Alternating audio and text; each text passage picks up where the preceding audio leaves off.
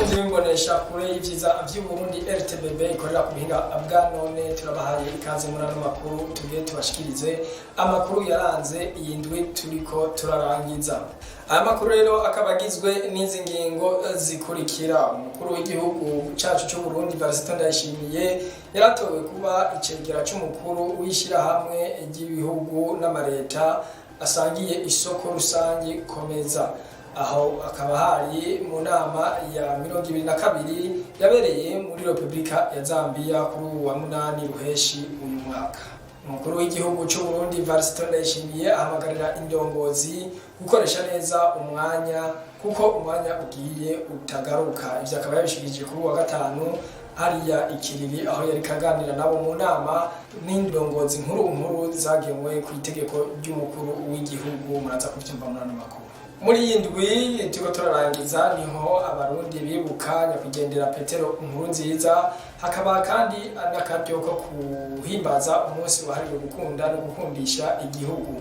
Ibirori ku rwego rw'igihugu vyabereye mu ntara ya Gitega aho vyatewe iteka n'icegera c'umukuru w'igihugu Prosper Bazombanza. Muri aya makuru turaza kugaruka mu majambo aba n'abandi bagiye barashikiriza kuvyo bibukirako Petero Nkurunziza. Aya n'ayandi mu kanya.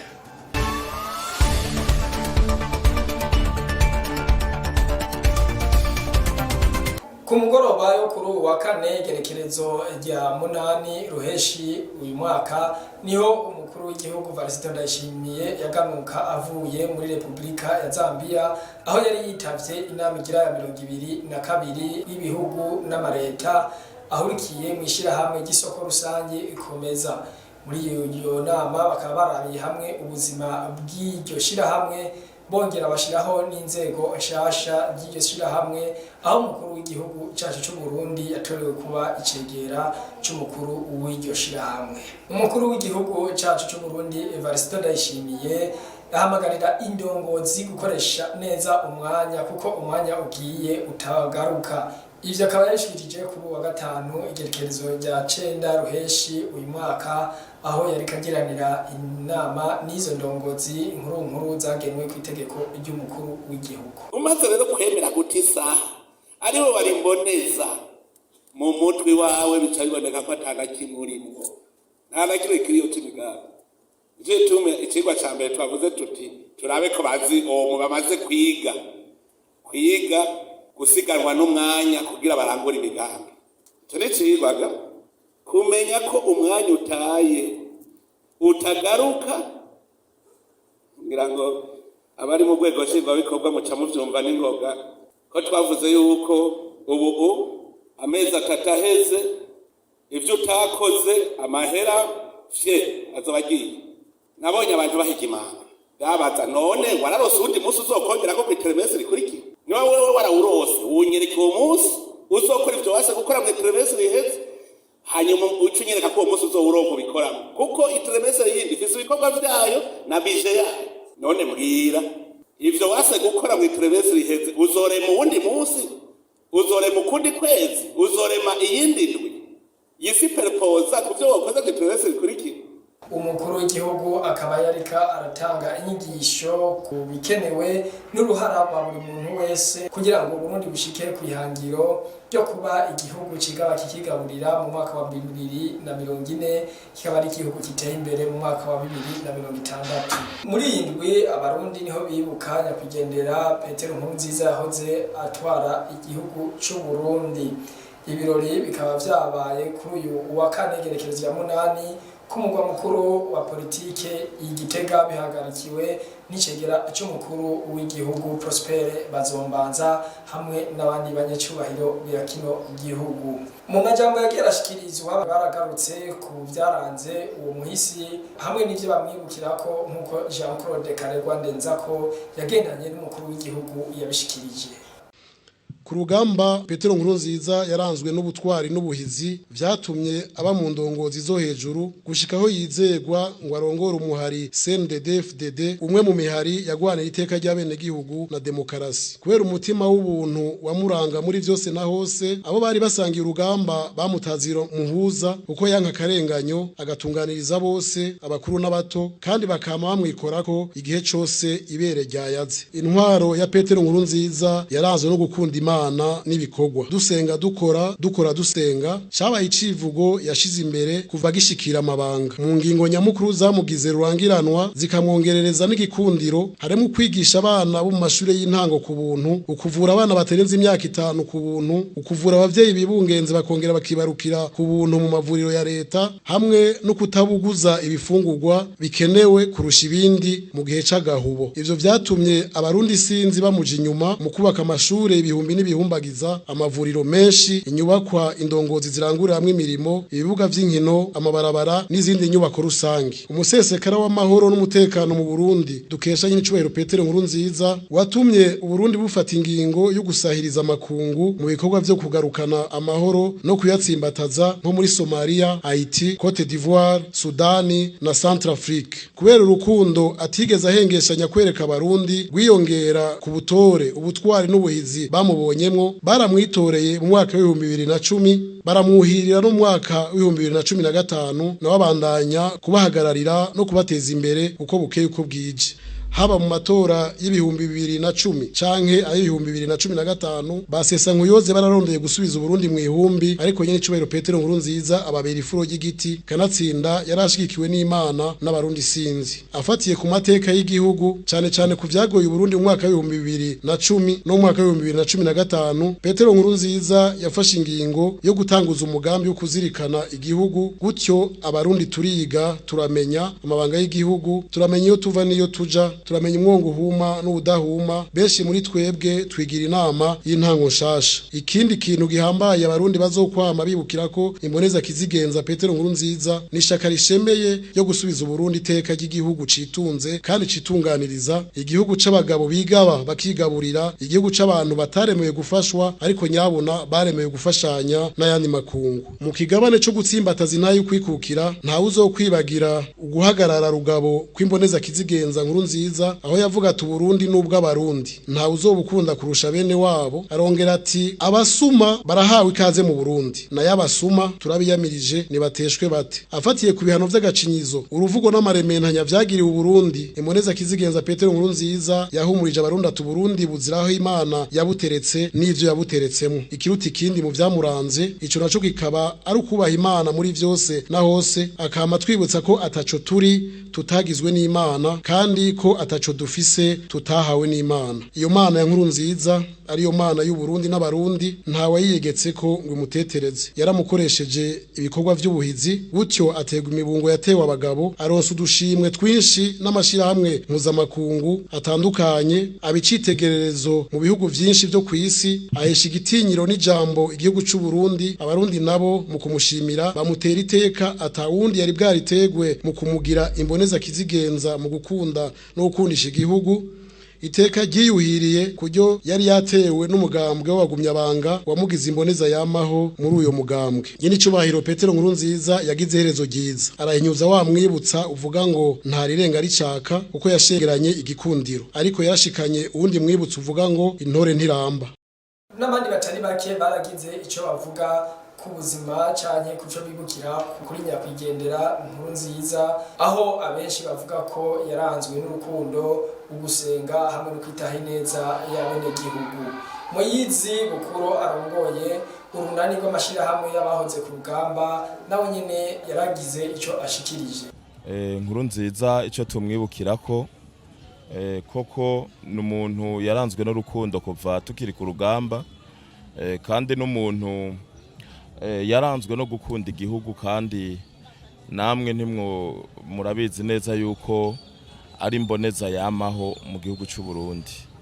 hanyuma turashima cyane kuvyo yagiye akora bitandukanye ibijanye kubaka amashure amabarabara gukomeza inkino mu gihugu eka ndetse no kubumbatira amahoro n'umutekano uko twashitse mu gihugu tuvuye mu ishamba, amatora yaragenze neza ubwa mbere eka n'ubundi, kandi murabona yuko ubu tugeze ku ntambwe ishimishije. Rero n'ubu turahamagarira abenegihugu bose na cane cane abahoze ku rugamba kubumbatira amahoro n'umutekano, kuko niwo muzi wa vyose. Aho amahoro ari umuhoro uramwa. Mumaze iminsi mwumva yuko nyene icubahiro General Varisito Ndayishimiye umukuru w'igihugu cacu c'u Burundi, aho aheruka gutanga intumbero nziza mu kwerekana uko igihugu kizoba cifashe mu mwaka w'ibihumbi 2040 eka ndetse no kugeza mu mwaka w'ibihumbi 2060 no kuduga. Ivyo bikorwa vyose rero vyubakiye kuri ya mahoro n'umutekano, kuko amahoro n'umutekano bihari turizeye neza yuko irya ntumbero ya nyene icubahiro ariko araduha hazogera ibintu bimeze neza atakibazo. Kuri uwo munsi wa munani Ruheshi uko mwaka utashe, abarundi barahimbaza umunsi wahariwe gukunda no gukundisha igihugu abenegihugu.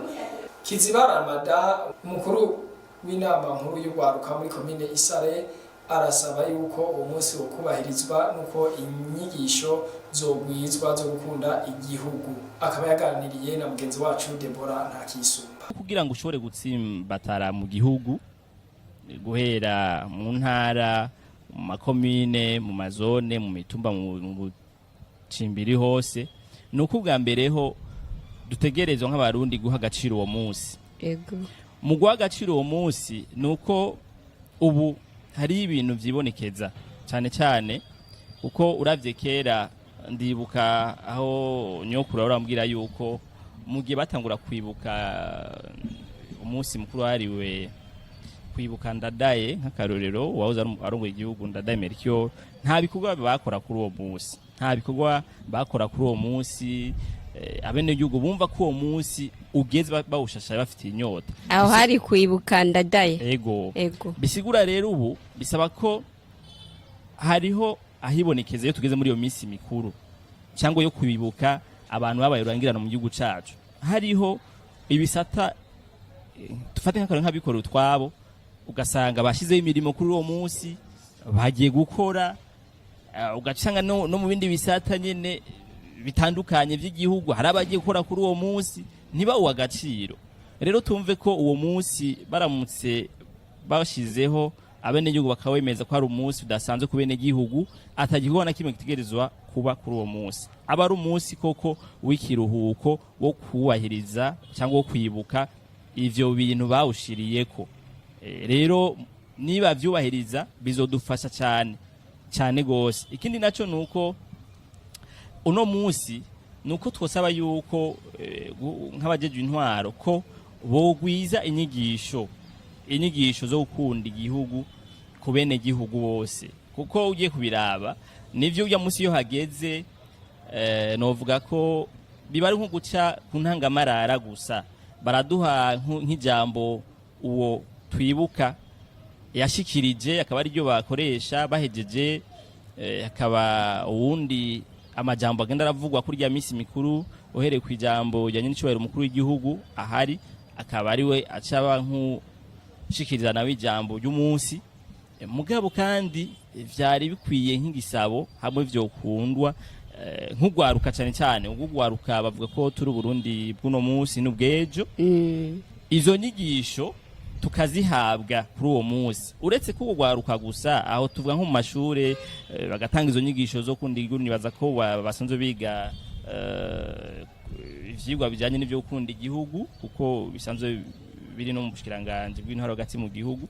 Ni igikorwa cyabo urumva, kugira ngo ugwaruka rukure rufise akanovera ko gukunda igihugu cyabo, bumve ko igihugu ari cyabo, bumve ko bateza kugikorera, bateza kucitangira mu bikorwa byose biba bitunganijwe. Ni muri yo ntumbero rero hategezwa kugwizwa inyigisho zo gukunda no gukundisha igihugu.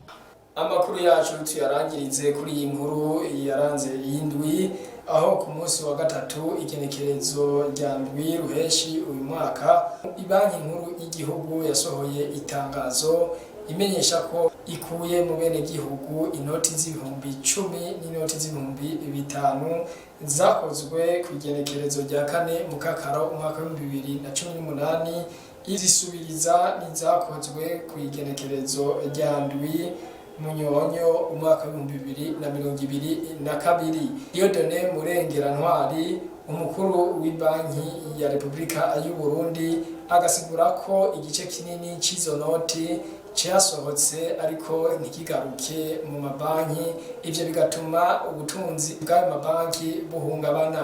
Mu kwegeranya ayo manoti aja ku makonti, umuntu ntarekuriwe kurenza miliyoni 10, nayo ishirahamwe ntirirekuriwe kurenza miliyoni 30 ku munsi. Mumenya ko ikiringo c'imisi 10 arico cahawe abene gihugu kugira ngo bazobe begeranije ayo faranga ku makonti y'amabanki, nayo abajeje intwaro bagasabwa gufasha muri ico gikorwa mu guhimiriza abene gihugu. Aha rero niho duce turangiriza amakuru twabateguriye badufatiye hagati. Tubibutse yuko umukuru w'igihugu cy'u Burundi Ndayishimiye kuri wa 4 ariho yaganuka avuye mu giri Repubulika ya Zambia, aho yari yitavye inama igira ya 22 y'ibihugu bihurikiye mu ishirahamwe Komeza. Muri iryo shirahamwe akaba yatowe kuba icegera c'umukuru w'iryo shirahamwe. Umukuru w'igihugu Ndayishimiye kandi ahamagarira indongozi gukoresha neza umwanya mwavyumvise muri aya makuru mu nama bagiranye ikiriri n'indongozi zagenewe ku itegeko ry'umukuru w'igihugu. Akaba ari mu kuraba ibikenewe kugira ngo Burundi bushike kwihangiro gihaye ryo ku gihugu cigaburira ku mwaka wa 2040 kikazoba giteye imbere mu mwaka wa 2060. Muri ndi tuko turangiza abarundi barahimbaje umunsi wo gukunda no gukundisha igihugu, bakaba baciye bibuka na nyakwigendera Petero Nkurunziza. Ibirori bikaba vyabaye ku igenekerezo rya 8 Ruheshi Igitega ku mugwa mukuru wa politike bihagarariwe n'icegera c'umukuru w'igihugu Prospere Bazombanza. Mwavyumvise muri aya makuru abagiye baragira ico bashikiriza ku byaranze nyakwigendera Petero Nkurunziza. Aha rero niho tuce turangiriza ano makuru, tukaba tubashimiye kuko mwadukurikiranye naho ubutaha.